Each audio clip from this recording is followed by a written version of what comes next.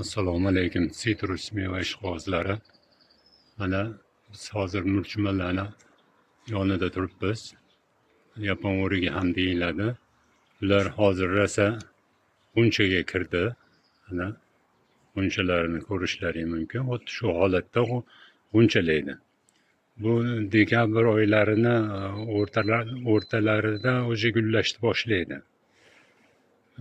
Buni gulini mana shu tepaga qarab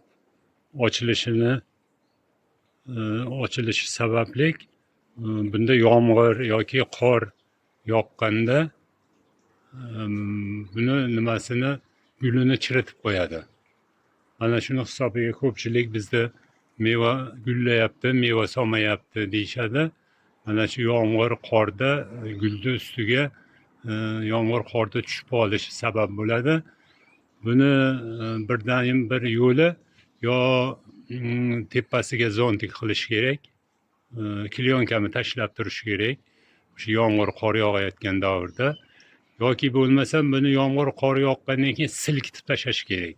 Shu gulidan nimasidan yomg'irni suvni tushirib tashlash uchun.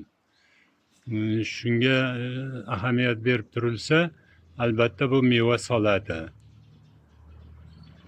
Mana ko'rishlaring mumkin. Hamma g'unchasi tepaga qaragan. Ochilganda ham guli tepaga qarab turib ochiladi bu.